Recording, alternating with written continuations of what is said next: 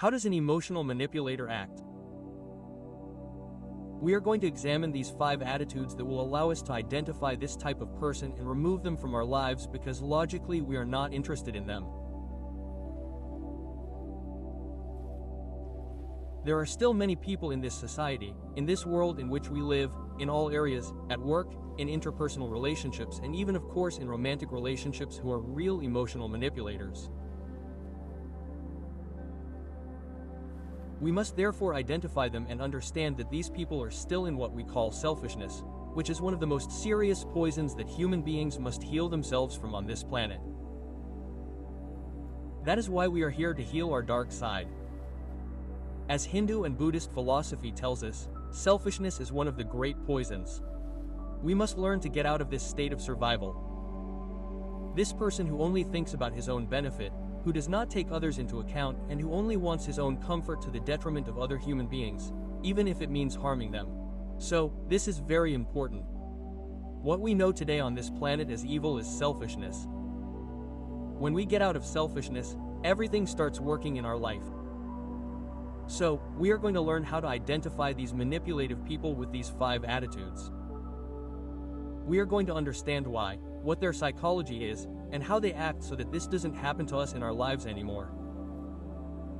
Before we start, I want to ask you to subscribe to my YouTube channel if all this content helps you.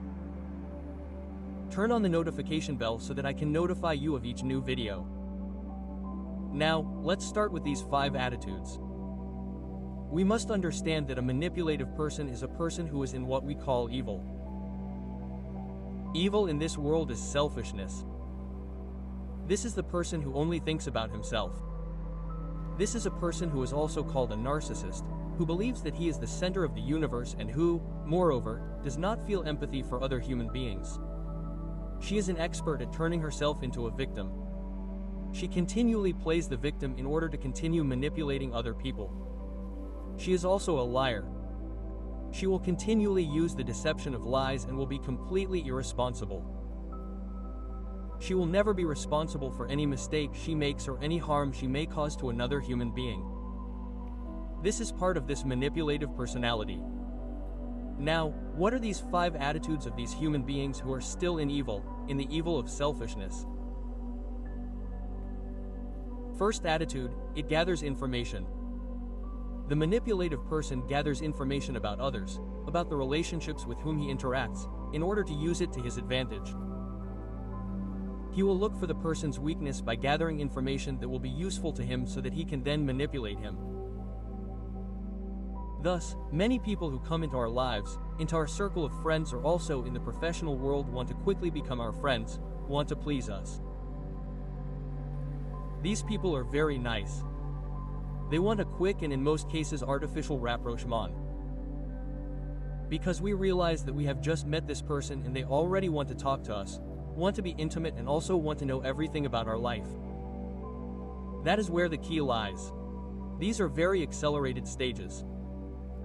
They use unnatural, exaggerated approaches, with an overly extreme interest in pleasing us, in doing us a favor, in wanting to know more about us. These approaches that occur mainly within the circle of friends or among work colleagues, this desire to know, to extract information from our intimate life, they will then use it against us. This is very characteristic of manipulative people. This information that we give wholeheartedly because we see that this is a person who shows empathy at first.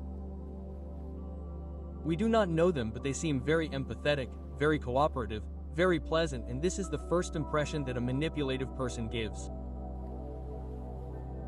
All this information that they gather about us, everything that we tell them, our fears, our miseries that we all have, this dark side, the problems that we may have and so on. She will then use them against us to create a bad image of us and to manipulate us. This is very important. She will use everything we have told her with our best intentions to manipulate. So, a person who comes into your life and quickly seems to have known you forever, who wants a quick friendship, who wants to know more about you. Be careful, you have to be careful. You have to get to know this person well. Everything has a process, everything must be natural. You have to go gradually in any relationship. This is very important, and even more so if there are interests at stake, as is the case in professional relationships. So be careful.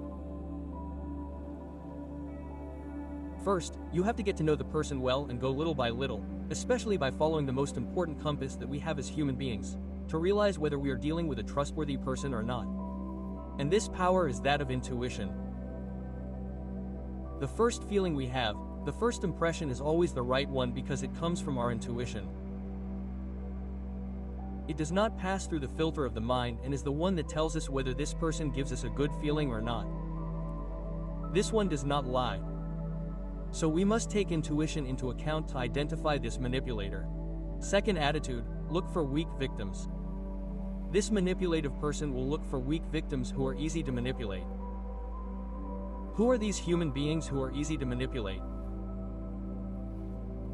Mainly people with low self-esteem, with little affection, who do not love or respect themselves, who have not received a foundation of love and tenderness in their childhood or in their life. When we have not received this foundation, we lack it and we project onto others a need to want to please, to want to be accepted, to want to be loved in the end.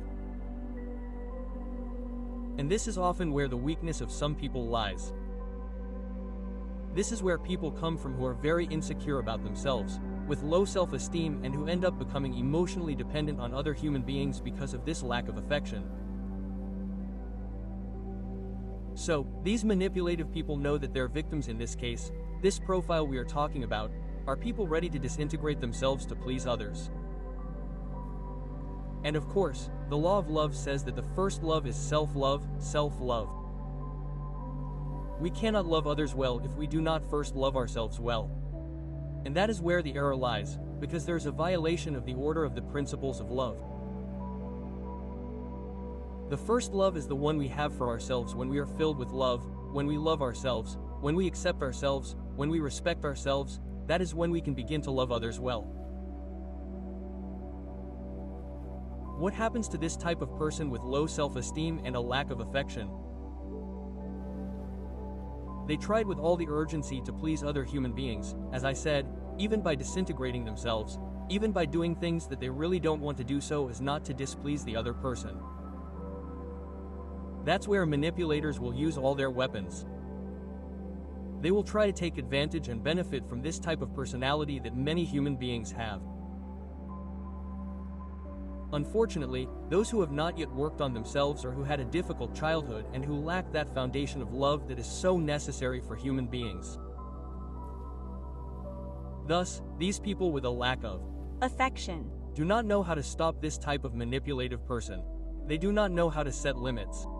They do not know how to say no, and that is when they fall into submission. This happens a lot in romantic relationships where there are abusers, real psychological abuse, and the person they are with never sets limits for them. Since they lack this love, since they lack this self-esteem that is not worked on, they themselves even feel guilty. They believe that they deserve this treatment, and that is when they fall completely into a toxic relationship where the manipulator will take all the advantage possible. So, it is very important, manipulators will always go after the weak prey who are this type of person. The following attitude, the manipulator will use the imbalance of power. What is the imbalance of power? For example, in a romantic relationship, the fact of having greater economic acquisition than their victim, they will use it. The manipulator uses it constantly. That is why relationships become relationships of dependency. And that is why we must first resolve our areas, in this case the area of the economy, of money, so as not to enter into a relationship and become people economically dependent on someone else.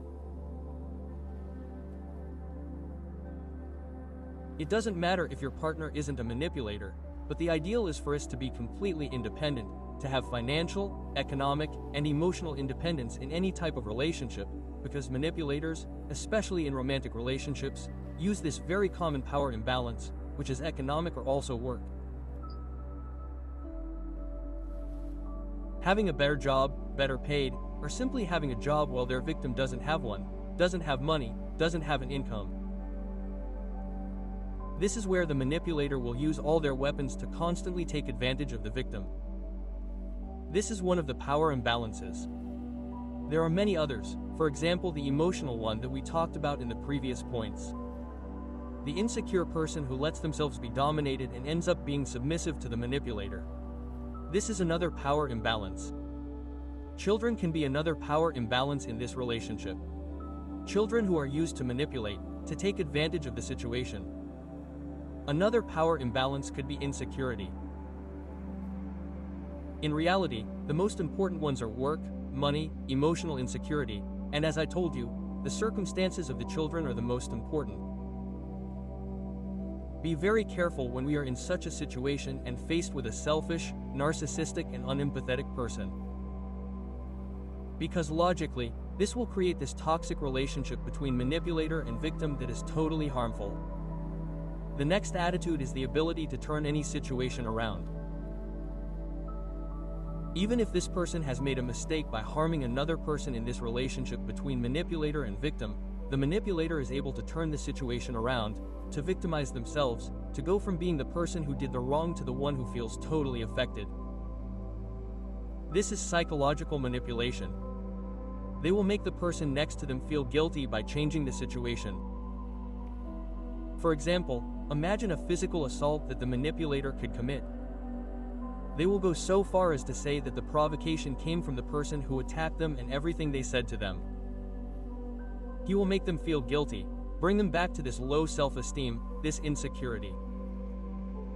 And the person, having doubts, not loving themselves, will even feel guilty after having been attacked by the manipulator. It happens. They are very clever at, as I said, turning the situation around and going from being the aggressor to becoming the one affected. So, it is very easy for them to become victimized people who in the end victimize themselves in their own life, complain, justify everything they do, never admitting their mistakes. This is very typical of manipulative people. The fifth and final attitude in this training of a manipulator towards their victim will be to instill fears. Instill fears in the person next to them. When they already know them, when they know that they are these fears, they will use this fear to instill even more fear in the mind of their victim. They will use the victim's own fears that they already know to manipulate them. This is very common. And then what will the manipulator do? He will assume the role of protector. He will set himself up as this figure who protects his victim, and in this way he manipulates her, makes her feel inferior. He will tell her, for example, "Who will love you if you leave me? No one will love you. If you leave me," for example. This is very common in romantic relationships between manipulator and victim. Another very common phrase is, "I will take the children if you leave me," for example. This is also very common. And yet another one, "Where are you going to go?" If it is a person who has an imbalance of power, who does not have financial independence, he will lead them to this fear. He will tell them that they have nowhere else to go, that they have no money, that they cannot survive. This is where he will use all this range of manipulation that we are talking about today. That's why I was explaining to you that it's so important to be independent, to not be dependent in any way, neither emotionally nor economically on anyone. It's very important. So, these are the 5 attitudes that I wanted to share today. Know that the manipulator will always seek to control the other person in order to benefit from them, because they are selfish people. We have understood that this is what evil really is, selfishness. And they will try to control continuously in order to benefit from this victim, this person they know, and exploit emotionally and at all levels in this victim relationship. So it's very important to practice. These 5 attitudes are present in many human beings. Identify this person if you already realize that you are being manipulated and try to get out of this situation. I hope this training has brought you something. Subscribe to my YouTube channel because I will continue to publish much more valuable content to help you every day. Share this video with others who you know can benefit from it, who can benefit from all this knowledge to give you greater awareness to make better decisions in their lives. For me, that's it. Have a great day. Thank you from the bottom of my heart for continuing to move forward, to grow, and to improve your life consciously. And remember, it's not about saving the world, it's about saving yourself, and you will save the world.